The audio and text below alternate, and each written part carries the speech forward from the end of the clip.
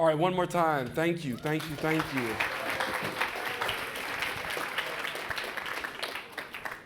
All right, everybody still feeling good?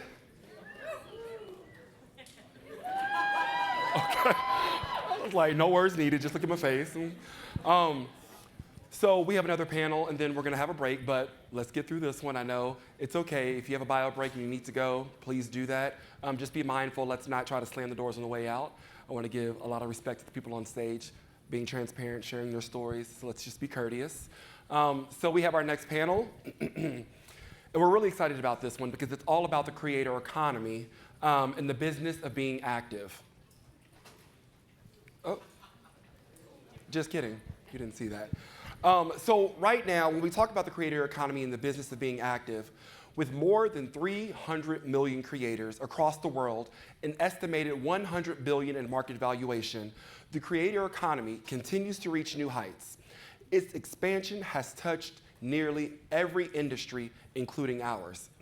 In this panel, we'll hear from a range of athletes, get excited, and storytellers who have built their personal brands on the business of being active and taking their Strava followers along for the ride. But before we bring them on stage, I want to introduce our panel host, Emily. Make some noise!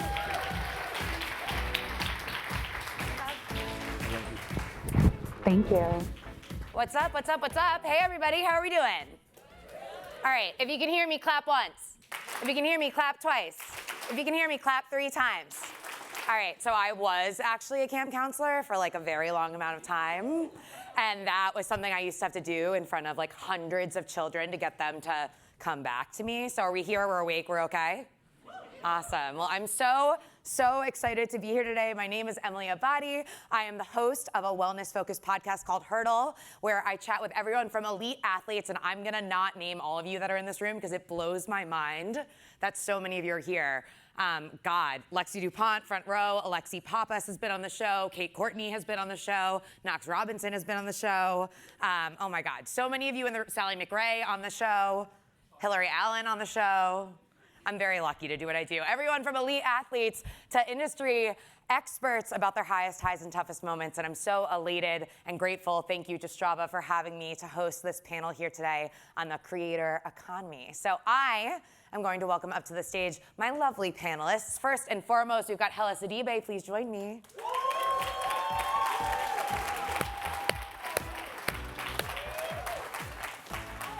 Thank you.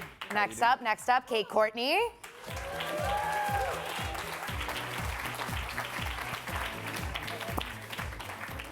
Elle Renee Blunt. Let's go, Elle. And last but certainly not least, Floris Gearman. Hey. Everyone feel free, take a seat. Well, hello everyone. Hello everyone. Thank you for hanging out with me today. So excited to be here again. I am going to, instead of reading you the bio, and the more that you've been doing this as a creator, the more things add onto the bio, right? So we would be here for 45 minutes if I just read them straight. So instead of reading your bios, I'm gonna let you do it yourself. I'm gonna kick it off with you, Hella. Tell the good people, if they don't know just yet, what's up, my beautiful people? I'm Hella Sidibe, known on social media as Hella Good. I didn't do that out of ego. I got the nickname in college, so I was just like, why not use it for my IG? But I'm a run streaker. I've been running every day since May 15th of 2017. Just celebrated my 6-year run streak anniversary on Monday. Thank you. I also ran across the US and from LA to New York City. Did that in 84 days. It was 3,061 miles. And did my first ultra 100-mile race back in last August at level 100, and I'm about to do my second one at Western State, which I'm stuck about. So all I do is run and just share the joy of running, because such a thing that's intimidating, but we can all do it. We just got to get out there and give our best. 6 years of running every single day. Yes. Have you ever regretted a run? Nope. That's what I thought. Nope. All right, Kate, Courtney, what's up? Yeah. Meanwhile, I'm tired from the run this morning still, but No, it's great to be here. My name is Kate Courtney. I am a professional mountain bike racer. I grew up in Marin County, California. I'm an Olympian and a world champion, and I currently race for the Scotts Ram mountain bike race team. So I race the World Cup Series. It's around the world all year long, and chasing that next Olympic spot. And off the bike, I'm really passionate about just getting more people out on bikes, and particularly showing women and girls the transformative and empowering power of just kind of being out and riding. So it's good to be here. We're so happy to have you. Of note, Kate just took home the gold at the Pan American Cross Country Mountain Bike. Wow. 2 golds, excuse me, in Brazil. So congratulations. Wow. Thank That's you. And good work. Studying up, studying up. And Elle, Renee Blunt, how you doing? I'm doing fantastic. First, thanks so much for having me. I'm super humbled to be amongst everyone here. And a little about me. My name, you can just call me Elle. I'm a pro adventure photographer and athlete. And like Basu said, I am a baker. I'm here to bake. And so I'm a creative founder of my own creative consultancy and storytelling firm. And you know, you might have known me from Outside Magazine from the cover in 2020, and I'm the first Black person to be added on the Nat Geo Adventure team. Wow. Let's go.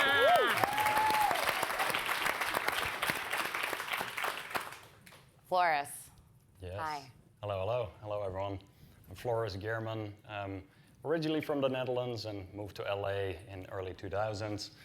I'm a runner, I'm a content creator, I have a little running podcast called The Extra Milest Show. I'm also a running coach, so I have an online running coaching program. We have members in about 50 countries, and they're all part of the Strava club that we have set up, so there's a lot of engagement happening in there. And I'm also the co-founder of a running clothing company called Path Projects. So we've been doing that for about 5 years now. So. Amazing, amazing. Well, thank you for joining us as well. Kate, I'm going to kick it off with you. Like I said, just another couple of big wins to add to the roster. I know that you have been cycling for a while now, but as of more recently, content creation has kind of been added into the regular routine for you. So talk to us a little bit about what adding that into the mix looks like these days for you. Absolutely. Thank you, Emily. I think I've kind of risen through the ranks in cycling at a really interesting time where the job of being a professional athlete has really been changing. It used to just be get the race result, do the interview at the finish line, maybe do a few endorsement deals, and that was kind of your public-facing responsibility. And now I think it's really transitioned, and I think there's a lot of positives of that, actually. I think there's a huge kind of economic opportunity as athletes that we can integrate the brands that we use and love every day into the stories that we tell about ourselves. And I think also, especially for female athletes, we finally have the opportunity to tell our own stories in our own words. It used to be, as I said, just those finish line interviews, which usually come after either a big loss or a big failure, and are usually written by someone else, often a male journalist. And the coverage for women has definitely lagged behind. So I think for me, it's been a huge opportunity to represent those brands I love, but also just to tell my story and to tell it in the big moments, like when things go well and I win at Pan Ams and I get to share that moment and that experience. But even more importantly, I think the moments in between, and often when it's just a grind or it's really hard or it's not going well and I'm still out there doing it, celebrating those brands and partnerships that are supporting me and celebrating the joy of being able to keep doing this. What I'm hearing you say is that the hurdles actually teach you more than the wins. Yeah, Yeah, someone wise once said that, yeah. you know? Thanks for sharing that. Now, Floris, you mentioned that you have athletes in over 50 countries. So for you, how does it feel to be able to use content creation to connect with all of these athletes all around the world? I think it's really fun. I think it honestly inspires me as much to see what all the other people are doing as like I feel like with Strava, I'm just going out there, I'm going for a run, and I just document it in a way that feels very natural to me, and I just post it.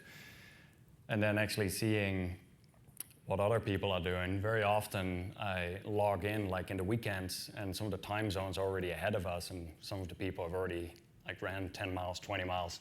And it's almost like a kick in the butt for me of like, all right, we actually got to get out there and put in our miles as well, but in an exciting, encouraging way. And so. Definitely, definitely. I love, we've kind of had this resonant theme today about being able to open an app like Strava and be motivated seeing people that we both actually know and don't know at all get out there and get after it. Now, speaking about motivating people, I would say that 6 years of running every day would definitely motivate some people. How does it feel for you to be in this space now where you're constantly being told that what you are choosing to do every single day is helping someone have their day one? I mean, I think the biggest, first of all, that's important to me is share what you do. Don't do something just to have content to share. I think that's very important because if you're sharing what you do, it doesn't matter. You're going to do it whether you're showing it online or not. So I think an important thing that I also wanted to share when I started my run streak, I didn't tell anybody about it. It wasn't meant for social media. It was a personal thing. I was going through some things that I was trying to figure out myself and hold myself accountable and stop making excuses. So on day 163, I was convinced by my fiance, Belle, hey, we should do a YouTube video about this. This is cool. So we went live. So for me to be able to get up every day and share what I'm going through and just share my joy, it's nothing that's stressful. It's very passionate. It's as real as it gets because I'm living through it. So there's no pressure to try to push people to do something that I'm not even living, because I think that's what it comes down to at this point. Especially, I do get it. There's like a lot of trends and stuff that are going on. People want to do stuff just to have content to show. So if you are actually doing and living it, share that, and that makes it a lot easier to motivate people. Hey, I too am dealing with this. I too am getting out there, no matter the circumstances. That's the mindset. Whether it's snowing, sunshine, rain, it doesn't matter. Get out there and do what you love. And it doesn't have to be running. Running is for me. It could be anything for you. If it's music, writing poem, music, writing a music or like doing something that you just want to try. And if you love it that much, you might as well get out there and do it every day and then share it. Exactly, because when you do it in that way, you're living authentically, and that share is going to mean so much more. Yes. Share what you do, don't do it to share. That's a really good guiding principle. Yes. Elle, how you doing? I'm doing good. Are you okay? I'm cool. I'm good. You know, what I love about you from the first glance at your Instagram to our first Zoom, you radiate joy. You truly do. So when I look over there and you look a little uneasy, I got to check on you. Talk to us about how and why you first started getting into content creation with photography. Sure. Well, I've been climbing since 2011, and what I recognized is that often brands will say that you're not there, and I've been in it for a while, and what I recognize there's a difference. We just weren't used as a tool for marketing. And so you're not going to see yourself. It's where they put an impetus and where they put resources towards seeing people and through campaign dollars. And so when I started, it was really to illuminate who I also thought should be there. And it's, for me, my work is not necessarily, it is joyful, but it's a little bit more. It's about illuminating people in a way that they can really see themselves. I want to show the flavor, I want to show the drip, I want to show all of that and the badassery, and that you just don't have to have this colonial way of viewing alpine sports and climbing. It's not only about the top, because it's very relative.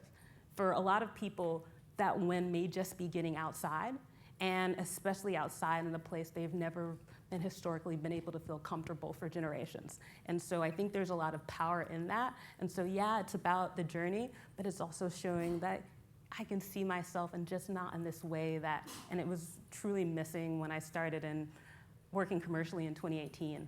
Yeah, I mean, your imagery is drenched in badassery. Like, it is there, so. Plus a lot of in-between moments too. Like, you're really able to capture that emotion in between, which is not easy. Yeah, I think it's not so easy. It's been really interesting, and especially after, I think when I started, I also started in front and behind the camera, and I recognized on some trips when we work with brands, I also was made to feel really other and uncomfortable, and I also recognized to show that emotion. Like people are just not like, yes, go smile and perform. I'm much more than that, and who I work with is much more than that. I want to show them. I also bring people to places that they've never been before, and I do surprises. Like when those commercial shoots are happening, or when that content is happening, I take really great pride in the intention and making the space as welcoming as possible, and so they have space to do that. So what you see is like super genuine, because they didn't know that they were going to go sandboarding in the desert. They didn't know that this imagery might be used here. They didn't know any of that. I want to provide them a space where they can just have the most epic time and also get paid well to do it. It's really beautiful to hear about your passion and how much care and concern you put in for your work, for sure. And I think another thing that we've been talking about today, that in order sometimes to be them, you need to see them. And so what you're portraying here is this sincere dedication to being that person. And the thing that can be challenging about that sometimes, as you've kind of articulated, is being one of the first to be that person. That burden at times, if we'll label it a burden, but that can be quite difficult. So again, I love the work that you're doing, and thank you so much for sharing that. Now, I want to bring it back to you, because you mentioned, Hella, that when you started, it was not with the goal to create content. So when you began creating content, and we spoke about YouTube, Yes. was that a weird muscle to start strengthening for you, being on camera? It was a little strange, because we did a video for an audience that wasn't there. There was like 0 subscribers on YouTube. So I was like, okay, let's go do this video. So I've been like dodging this video for a long time. She'd come to me, hello, we should do a video. I'll be like, I'll think about it. So one day I remember actually specifically coming back from a 7-mile run, and she's like, we should do it today. So I was trying to get out of it. I said, can I go get my haircut first so I look fresh? I gotta go get the side fades. And she's like, all right, fine, go ahead. So I go get my haircut, come back, she's ready with the camera. And then this is someone who went to college for nutrition, nothing to do with videos. So she's like putting herself out there. So I was like, okay, let's go do it. I just went in front of the camera. We did a video. It was why I run every day, day 163.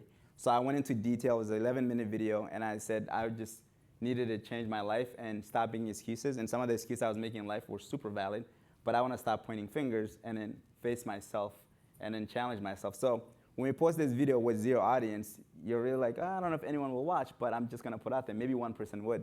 So about 3 months later, it was like 2,000 views overnight. And then I woke up, I'm like, wait, this is weird, because I'm getting the notification.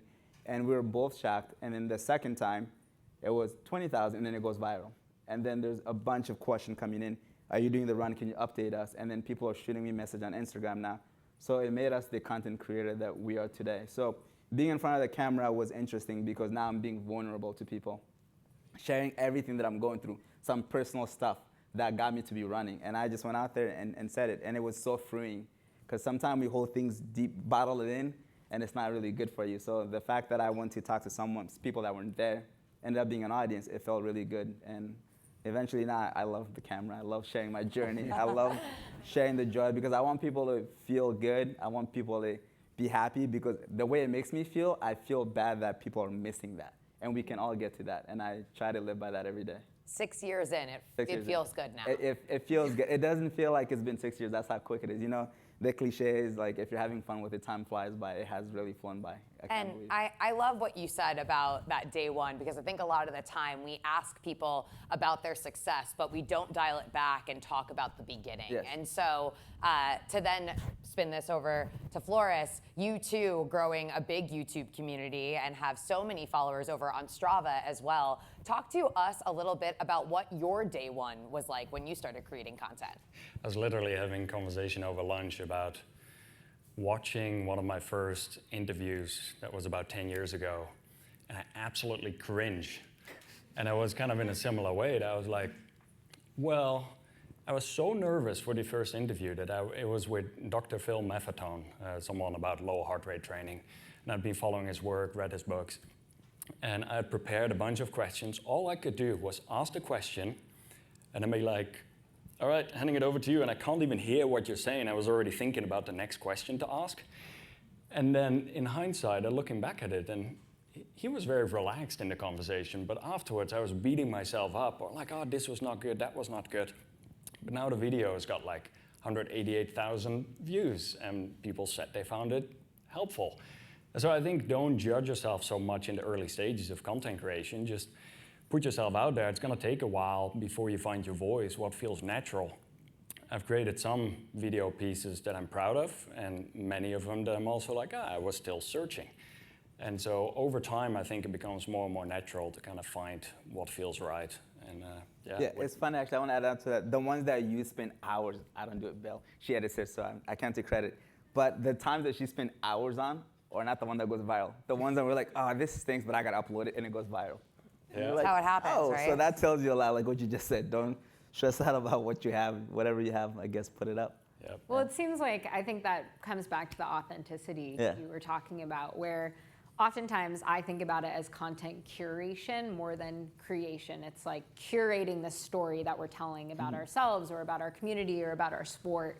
And when you're out there doing it, there's a lot of touch points and a lot of moments that you can choose from. And often it's the one, like it's the quick clip riding down a line on the course or the quick run you went on that ends up actually gaining the most traction because it is the most real, because it's the real thing you're doing that you've just kind of shot and not over curated. Yeah, there are two things that I want to double click on here. The first thing is you're talking about your partner helping you out. And this is something that we all kind of touched on in our little pre-jam for this session that isn't often talked about, which is the team behind the content that you're consuming. Does anyone else on this stage have a team? Iffy on the team. Sometimes we have a team. Talk to me about how your team enables you to do what you do. Without her, I would not be sitting here today. She gave me a career. She reinvented me. I wanted to play soccer professionally. It only lasted a year, didn't go anywhere, and now I'm sitting here and this is my job. It's like every time I think about it, I'm like, this is my job. This is crazy. This is wild. And but with her, she basically put her dream aside, and I said, I always ask her, what is your dream? She said, my dream is to help you make your dream happen, which is really nice. And she does everything we're talking about. The only thing, if you can give me credit for, is my Instagram stories. I've been doing that while I'm here. So she, literally, that's the only thing.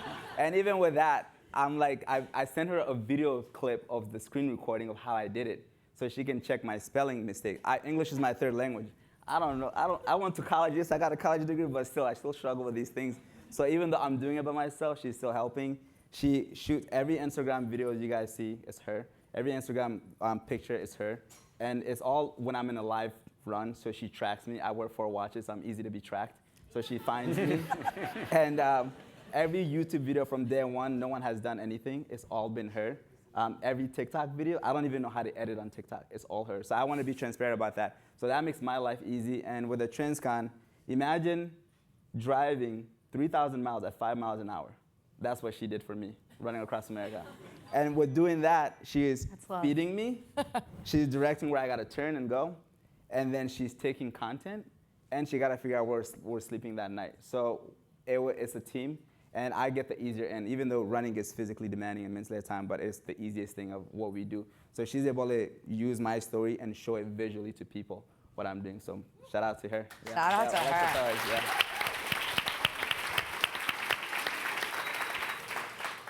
I see 2 watches, so where are the other 2? The other one, usually when I'm out and about, I only wear Apple Watches. The only reason I put this one today so I can sync it to upload my Strava run, because this is the one that went live. But I would have one out at all time, but whenever I go out running, so for the last 2 years, you wouldn't see any video of mine or running that I don't have 4 watches on. And people ask, are you showing off whatever? No, I'm a data geek. I love comparing and contrast. I have videos I just did on Boston Marathon with the chip time, with everything, with the heart rate monitor. So if you come to me, hello, what's the best watch? I'm going to tell you based on price range, based on what we call accurate, based on what the course is saying is the elevation gain. So I can tell you, I'll be your test dummy before you go spend your hard-earned money. So that's why I do it. And I'll keep doing it. 4 watches. It's very kind of you to do that, yeah. Yes. Elle, I know when we spoke before this, there was kind of an educational moment for you when you learned about how other people are, in Hella's instance, having help creating their content. Talk to us a little bit about that. Yeah, I think it really needs to be unromanticized and demystified. I think you see someone and you don't realize how much work goes into that. And if whoever's helping them is actually adequately getting paid. Is there a budget for them to get paid? I think there's a lot of these things that we don't talk about where I think we have the power to here. For me, I'm always super curious. Like I have the creative company that I have, and we flex based on the size of the commercial job. And so I'm always hiring behind the scenes people who are overlooked. And so whether it's women and especially people of color, and making sure I'm never the only one that wins. And then when it comes to the content creation piece, it depends on what we need I need personally as an athlete for the brand. And for me, I think it's an interesting mix of, okay, I'm an athlete, I'm holding a camera, I'm running a business, and then like, who am I gonna get to chop this up for me? But then I also have to answer clients and make sure when I'm leading a team of 9 or 10 people outside to make sure everyone goes home from a shoot safely. It's a lot to juggle. And so I think it's important to just illuminate how are you getting it done? Yeah. Are people getting paid, or what are you getting paid, or what type of bread did they cut you? Yeah. And because I think it's not the only person the athlete just can't benefit at the end of the day. And it's not so easy, and it's not so easy to do across multiple platforms and to do it so consistently. Especially when you're busy, your hands on both bike. You can't keep trying to get, somebody has to be there to help. Yeah. And you're in the middle of the heat, like Sally just did 250 miles. Think about that. Could you imagine trying to do that with trying to get this footage, the edit, the B-roll, set up the camera and run? So I'm very lucky, and it really shows that it takes a lot of people and a lot of hard-earned work to get it out there. And if you're by yourself, kudos to you guys that are doing it by yourself, because I can't do it. Yeah. And Elle, you're talking about wearing a lot of hats, right? How does it feel to wear all those hats? At the end of the day, I'm doing something that I never anticipated. And so I have a deep amount of gratitude, and I'm trying to figure it out. I never felt like I was someone invited in. I often feel like, oh, you're that black girl with the big smile. And for me, I'm much more than that. And so I came from doing this really for the passion of not only just seeing me, but illuminating people that their imagery should also be out there. It's more than just me. And like, I think when things are starting to get going and wearing so many hats, it's because I have to. It's not because I want to all the time. And especially as I grow and understanding, I've done a pretty good job of understanding, because I come from brand strategy and innovation. So I was working with brands and trying to figure it out how it all works, and also figuring out how do I maintain as someone that wants to build. And for me, I recognize when I look at most athlete teams, one, I didn't see myself, and I don't see women for long term. And so what's my strategy for a long-term success in play? And so like men can get this like sexy salt and pepper look. I don't see that for women. And I'm just, it's true. Like you go to every athlete team, I was like, where's the salt and pepper lady? She's often not there. And so it's just been interesting. Like I'm having athletes call me about what brands that they should go with, because they're like, I know you work with a lot of people, and I'm feeling phased out. And so I'm wearing some hats, and it's like also getting the resources to understand and grow. And so like Chris Burkhardt has been a big person that I can call on and ask questions and demystify things. Because for me, I exist to also not only illuminate and hire, but also unromanticize this, because it seems like I am living a dream that I never anticipated. But I also want to do it in a way where I'm not the only one that wins. Ever. And I also want to do it in a way that I can add, but right now I add really as needed. To be completely frank, it's really hard, especially the last 3 years. At first it's like you're this, everybody wanted a little sprinkle. And then it's been interesting, like, I had a huge company that's pretty big take my work and get, and submit it to brands as if it was their own, and didn't hire us. And so there's also a lot of questions of erasure And I think that's with social media, there's a power that you can tell your own story, but when you hit that jump to work commercially, it's also another interesting thing. And for me, my mentality is to refuse to be denied and to make sure that I'm showing it and that I'm out there. But it also takes resources and making sure I don't hire anyone unless I can adequately pay them. And so I also feel like I'm an athlete as well, but I also feel like I don't feel good about giving somebody a jacket. How can you eat off a jacket? And that's not fair. And so I also refuse a lot of jobs and say, I'm here for everyone to be elevated rather than to be exploited. And if you're with that, we can work together. If you're not, I think you really need to rethink your resources. Yeah.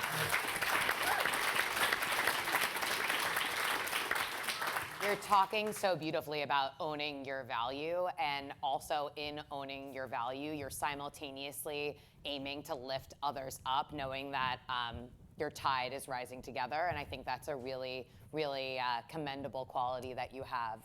Way much more. I mean, your smile is beautiful, but there's so much more to offer, right?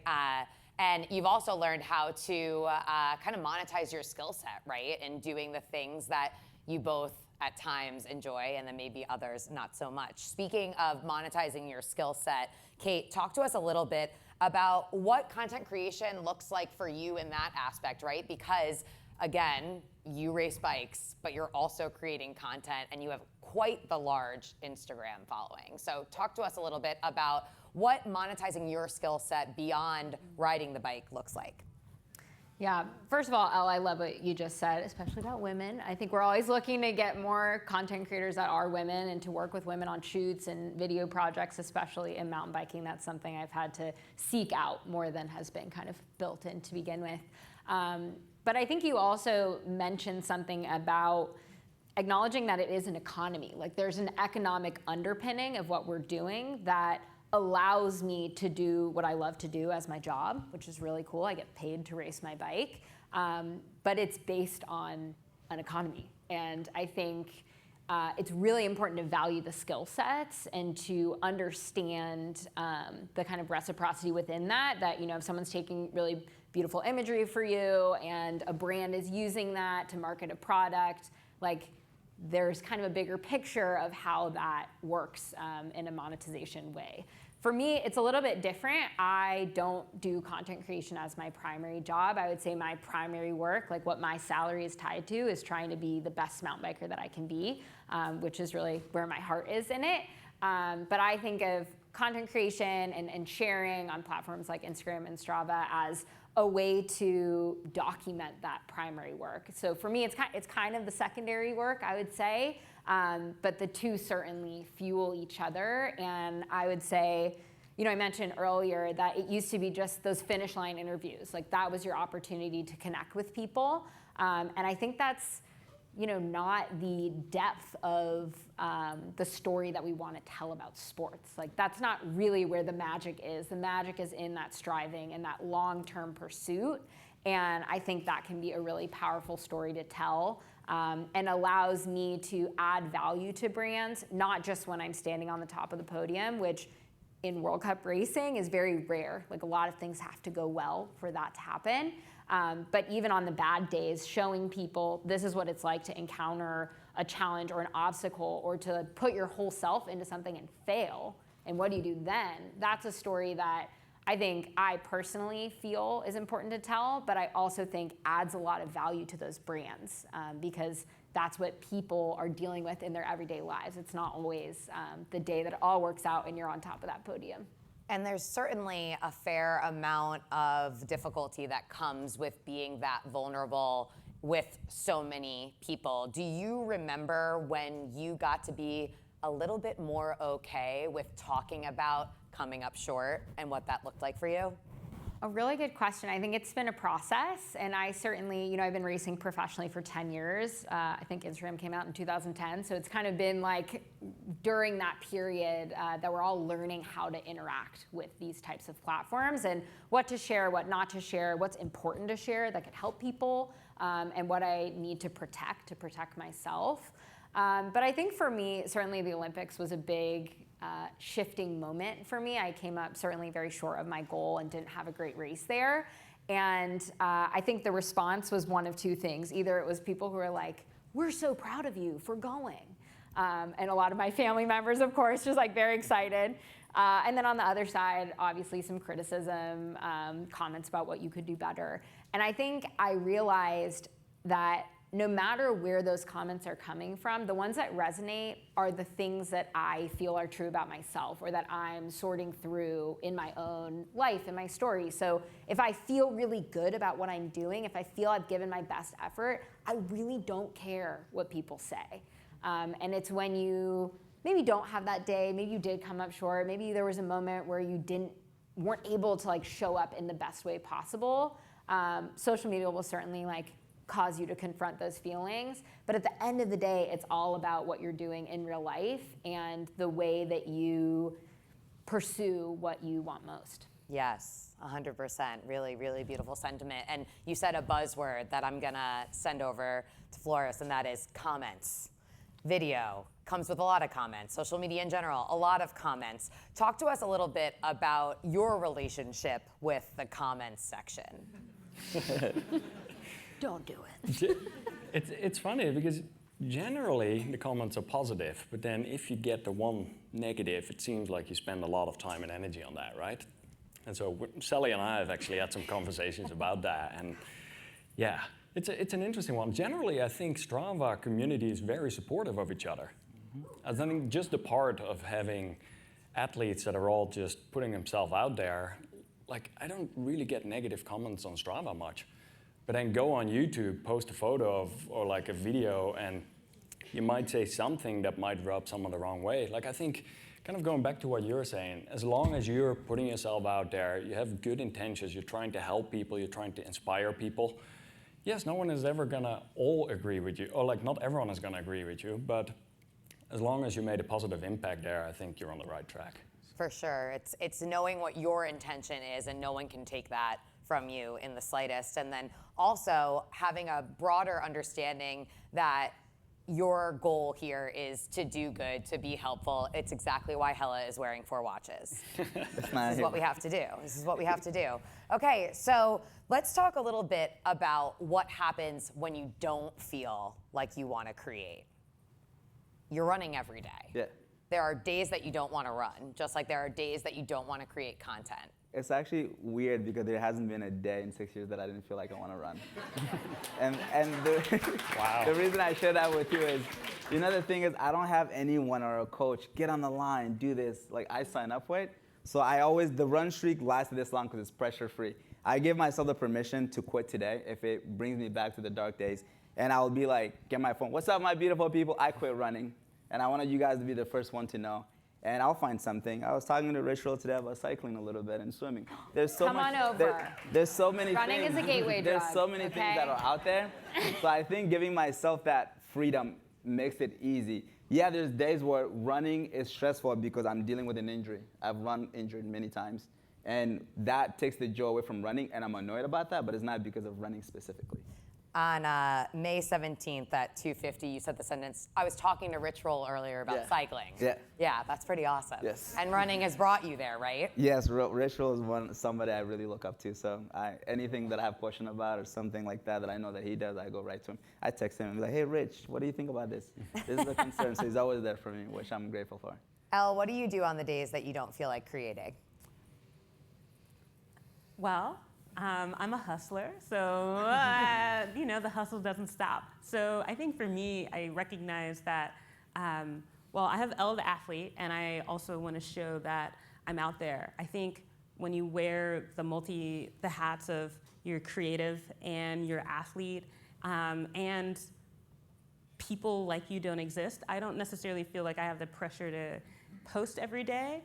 But I do recognize the power of being there, and also the power of being able to rest, but also illuminating. I think for me, it's usually because the tough part is that I had like a brand that I was working with get upset about like, oh, you didn't post today. And I was like, I'm out doing the work. And so kind of recognizing like it does take a lot to go do the work, especially when you're in races, like me doing alpine climbing, like certain times like we had to sleep on the mountain, like that stuff really happens. And so I may not be able to get your post. And I know I'm supposed to like program it, and I've definitely hired people to help. Like, I'm working with this brand, please post at these times. And so kind of knowing what it is, but I don't know. I think I'm way more than social media, and also thinking about that, and like, it's just one tool. It's not the only tool, and I'm also kind of running a business, and then I'm like, ugh. And so for me, there's some juxtapositions, knowing that I need rest, but knowing that for me to grow and ultimately being able to hire other people, things do need to be pushed, but just trying to do it in a way that feels good. At the end of the day, I want it to feel authentic. Yeah. And I just want to keep doing the dream, and I know that requires recharging as well. And also for me, training. I can't only shoot commercially. I have to be able to train to go do it as well. Yeah, burnout in the creator economy is certainly real. I feel like you need like a life away message, like an aim away message, being like, I'm out right now. Oh, if I can just add to that, the other thing I notice, I think as a creator, you can take in too much stuff. Like 100%. people's work can start looking like somebody else's. And I noticed that with mine. It's weird, like having people stick their tongue out, and and I was like, that's the smile that I have. It's interesting, or the way people shoot. And so I think also you need to like limit it a little bit. That way you are your reference points in a lot of times. And so if you're just constantly taking stuff in, you kind of have to push away, because otherwise it happens a lot. Yeah. It unconsciously really but seeps the cool in. thing is the OG followers are like, that's so and so's. You're like, shout out to you. You've been watching since 2015, 2017. So you keep sticking that tongue out. People are gonna know that's you. Yeah, so oh, that's it's weird. It's weird seeing people copy, and I was like, I do that because I was born with a breathing issue. Yeah. I was like, it could be cute too. It's iconic. But I think you also have to, if you're creative, take a moment off too. Yeah, and this is reminding me of the other thing that I did want to come back around and double click on, which is your page, maybe compared to all of the rest of us on this stage, is certainly a little bit more curated. Also, like, you just shoot in a different capacity. These days we hear so much about the like, don't overthink it, like throw it up on whatever, throw it up on Strava, which I actually do feel is a lot more accessible. The platform really meets you where you're at, which I love about Strava. But in terms of some of the other options, it's not really the same for everyone. So talk to us about why, maybe, the why behind your intention with what you do choose to share. I think some of it I think it depends on what you're trying to do. And I think this also can be kind of hard for people. As a creative, Instagram can also be a portfolio. So you may not be able to share it as a journal in the same way. And because people are coming to you, because that's oftentimes how people are getting a lot of business, including myself. And so it feels weird to also show, for some people, to show personality. For me, I recognize I show a lot of personality, and then I also show the images and like the videos or other things that I'm directing. I think that's important. But Han, what was your question? I was saying that you're very intentional with what you share. Oh, you're yeah. touching on all of this, but essentially, like, what is behind that intentionality, really? Oh, I think recognizing how I wasn't there, or how we weren't there, and how we should be there, and also illuminating that people need to be behind the camera. You just can't show, you can't do it. I think there's, at least in the space that I'm existing, at least sometimes uncomfortable questions of authorship. And so for me, like, I do it in a way that I know that feels good, that I can tell that story in an authentic way. There's certain stories that I don't need to tell. Like, I got asked to tell a story and go do something about Chinatown. I was like, you couldn't find anybody else? Like, anybody? That can relate to that community in a way. Yeah, that actually lives there. And so, and for me, I think it can get kind of funny. And so I just want to exist to really make deep connecting relationships. and then illuminate it in a way that people feel like powerful, that people feel badass, that people can feel seen, that people can go off and get other jobs and do other work. You know, I want to have more than just like, I want to have a powerful seat at the table. And so with going into creative direction and more, I think it's really important that I'm here because I don't see myself. Every Zoom call, I never saw myself in the last 3 years. Working in consulting and innovation, I never saw myself. So I also recognize that a lot of the paths we're doing probably feels so uncharted. And making sure that I know that other people are gonna see me. Like, you don't have to be the biggest following to be the most influential. And like also kind of thinking about what I'm putting into the world and how I'm supporting other people and just showing up for people, whether that's Andrew. And so he had, for lack of better words, shitty pictures at one point. He did. You did. And like, it was like a lot of GoPro. And so I was like, man. And I was like, man. And I saw him, and it's only because all my work was like dismissed, right? It was like not dismissed, but I was like the girl with the smile, and then I'd done all this work on the side, and like the North Face all of a sudden wanted to use it, and I was like, oh, now you want to use it after a tragedy. And then I put my work out, they wanted to use it, and my face was the first one blasted after George Floyd. And then I wanted to be on expeditions. I don't see women, a lot of women on expeditions, and I definitely don't see women that look like me that can hold a camera as well. It's really something that's hard to do. And then I didn't hear from them for like over a year. They went back to using the same few photographers that they were using. And then so for me, that felt unsettling.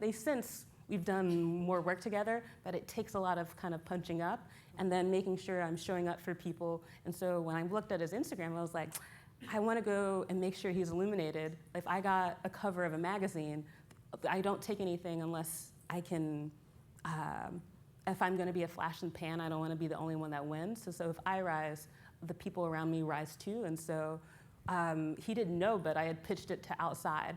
And so when he walked and saw his face in the magazine, that's something I have the power and the connections to do, and making sure that people feel themselves and feel beautiful. I want to give you your flowers because that's so admirable, and really, we need to do that for one another.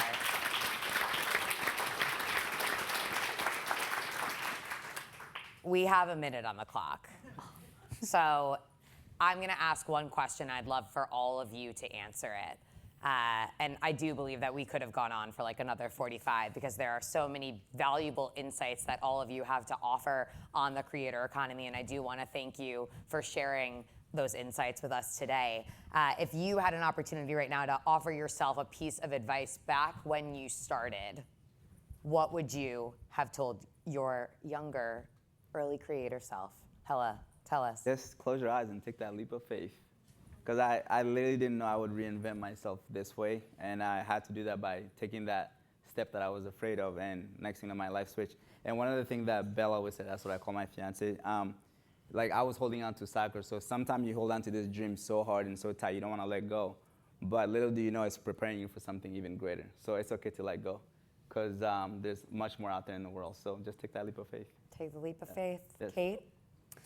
I think for me, maybe one step at a time. I think a lot of what we've talked about is doing hard things and documenting them, and that involves a lot of those really small steps and a lot of moments where maybe the path doubles back on itself, where you find yourself in a place that you didn't necessarily expect. But I think those are the greatest stories and the ones that we want to share and that inspire and connect us all.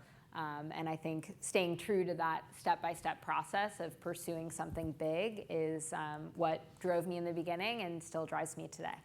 Amazing. Elle?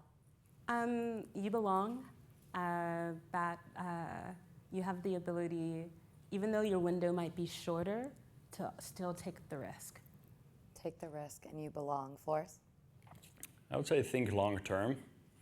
Very often, I think people underestimate how much they accomplish or can accomplish when we zoom out 5 years, 10 years.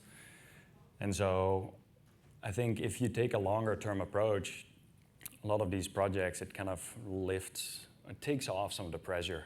Like, it doesn't have to all get done like next week. It's okay to think longer. I see some content creators going absolutely ape nuts in the short term by creating a shitload of content and then burning out 6 months later. And I've gone through certain periods where I was just putting too much stuff on my plate with different things. And I think if you just think longer term, just do something that's reasonable, like what, and I think that applies to training too. Sometimes you cannot run 80-mile weeks. You dial it back to 70-mile weeks or 50 or 30 or whatever you Dial might it back. be comfortable Really? with. Oh, sorry. Yeah. No, but Yeah. sorry. Hey, I'm at 12 right now with this injury, so yeah, we're good. We're good. 5 this The morning. message is think long term and do something that's reasonable to do long term. To each their own. To each their own. I would be remiss if I didn't say that, of course, you have all of these lovely creators' names right in front of you. Look them up, find them on their socials, follow along and support their content, because supporting and engaging with the content is what enables them to keep giving you the content that you love following. So thank you so much to everyone. Appreciate it. Oh wait, we're gonna take a selfie for the content. For the content. All right, hold up. I got you. Are you gonna do it? Yeah. Okay. Of them. Of all of us. Right, you're gonna turn. Might need the Yeah. lights. Might need the Oh, lights on because okay. it's gonna look black. I don't know. He's a pro. All right, Hella. So we can. Where's your I'll get fiance in. though? We need her. Oh wow. It's not even. Wow, you don't even look at it? Yeah. Okay. On 3. 1, 2, 3. Okay, let's check it real quick. Wow. Check it.